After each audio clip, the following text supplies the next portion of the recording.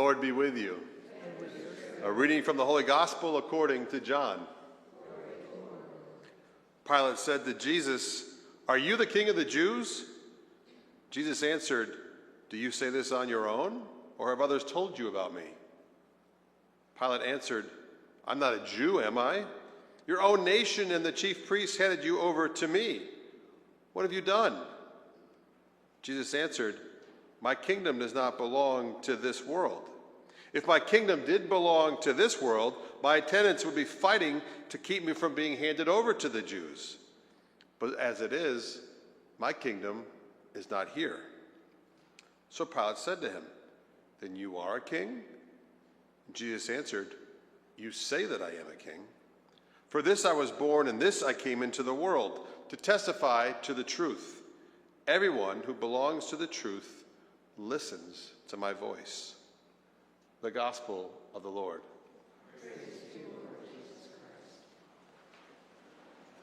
Friends, I don't want to make anybody panic and get up and run out, but it's November 20-something, which means that Thanksgiving is on Thursday. And that means we're getting really late in the game here. And we have a lot of preparations. Next Sunday, when we come in here, John, we're going to be wearing the purple. It's the first Sunday of Advent, which means this is the last Sunday of our liturgical year.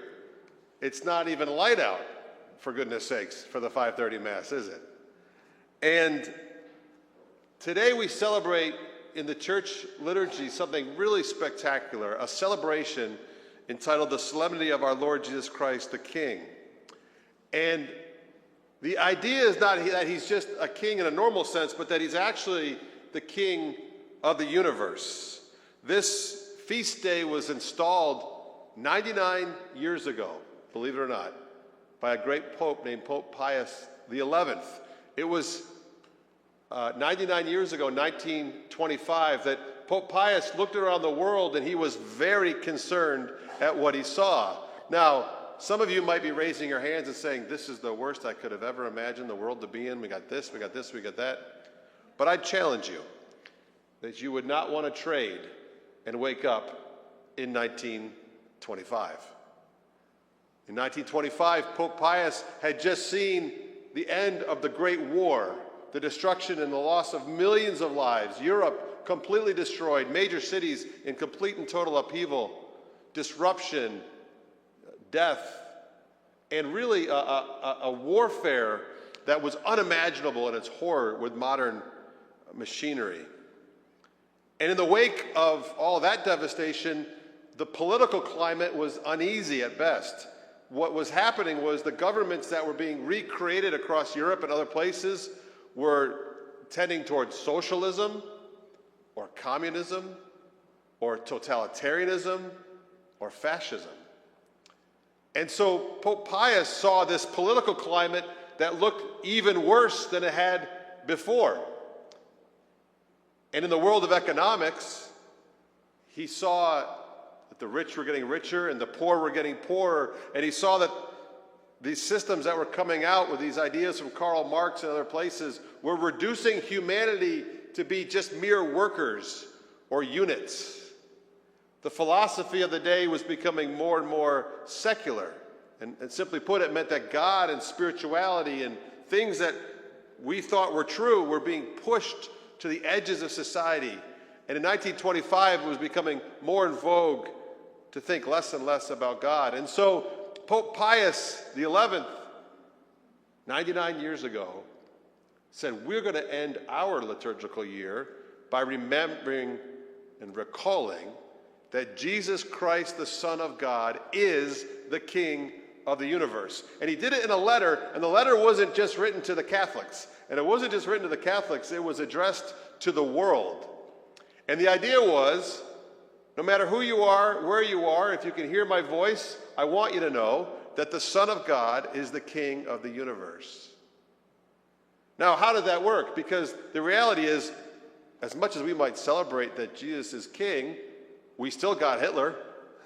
We still got Stalin after this proclamation. We still had another war. We still had the Depression. And simply put, friends, it means that what Pope Pius was proposing and proclaiming was that if you are a person who has been elected or has an office or had a coup or took over a movement or sit in a chair, you were either put there by Jesus or you're allowed to be there by Jesus. But all of you are accountable to him. And so we might ask ourselves as we celebrate this great feast that Jesus Christ is the King of the universe, how is Jesus Christ and his kingdom, or how is Jesus as King different than the kingdoms of the world? And we could go on and talk about so many things, but at the core of the difference between any of the nations of the world who have ever existed is that Jesus Christ as King, he himself defines his kingdom. It's his qualities that emerge in his kingdom, and they're completely antithetical or in difference with the majority of the kingdoms of human history. We might start by simply saying this: Jesus Christ, the Son of God, is eternal. This kingdom that Jesus Christ began and instituted will never end. And it's no happenstance that we read from Daniel. Daniel saw a vision of this while he was in Iraq suffering under ancient Babylon. And John, he saw a vision of this while he was in Ephesus, suffering under the persecution of a Roman Empire. Neither of those empires exist today. But Jesus Christ, the Son of God, as King does, because his kingdom is eternal. Now, let's be honest. We're in Cazenovia. So 25 to 30% of you think that we're about to make America great again. And the rest of you think we may not have a country in 4 years. Here's the point. Jesus Christ and his kingdom will be here 4 years from now. And that's what we're supposed to identify with first. Though it may make us uncomfortable in November every 4 years, or when we look around the world, we may be up, we may be down, there is one bedrock truth that we can rest and find our faith in, which is that Jesus Christ, the Son of God, is still the King of the universe. So hang on to him. And we could go on and talk about so many of his attributes. And one of the things that's fascinating is that Jesus Christ, the Son of God, can be ever present. He can be present wherever he is. You see, he didn't even want the kingdoms of the world. Remember when the devil came to him and said, if you worship me, you can have all the kingdoms? He fluffed that off. You know why? Because he had no interest in them. Because kingdoms come and go. You see, the kingdom of God is not a political system, and it's not an economic system. Though it cares for the poor and it wants fairness and justice, it's not an economic policy. It's not something that can be legislated, but it can be present everywhere. And you know how he does that? It's because of you. Because you're God's kingdom. He didn't want a system or territory or a nation. He wanted you. And he got you. At least he got you to this mess. And he's got people like you everywhere.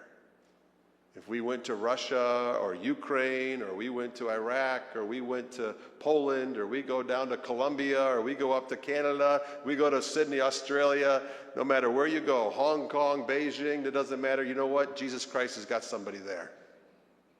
And they can't put that kingdom out. And the irony is that when the kingdoms of the world try harder to squash it out, it grows more.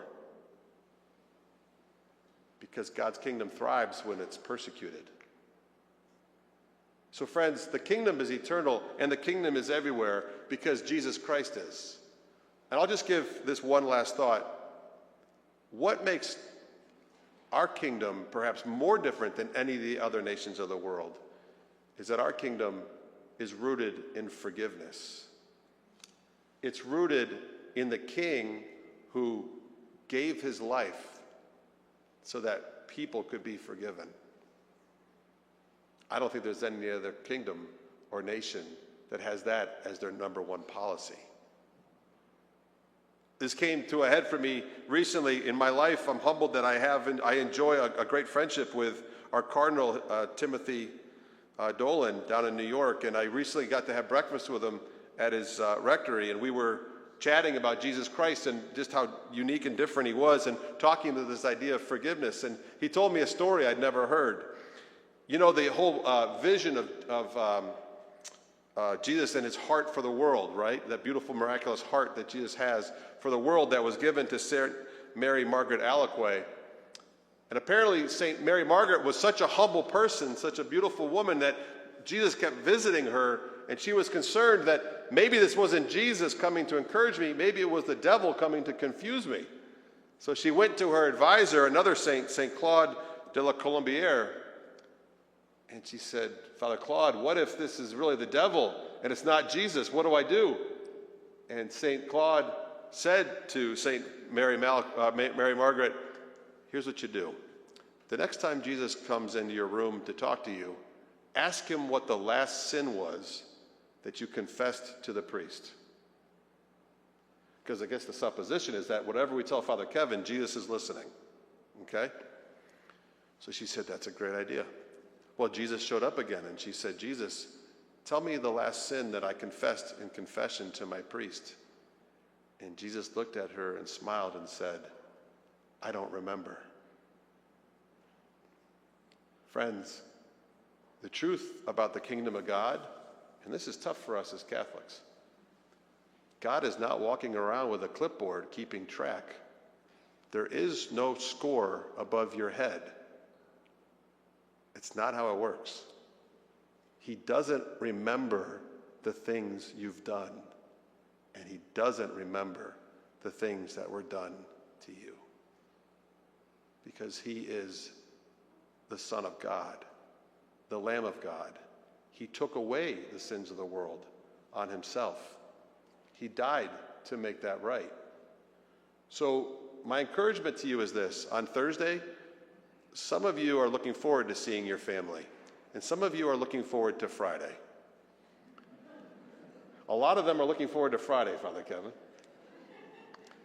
This season, this year in particular, could we resolve as people of God's kingdom to not bring our differences, our venom, our vitriol, our sarcasm, our snarkiness, our emotions that are heightened to that table in this season, in this year?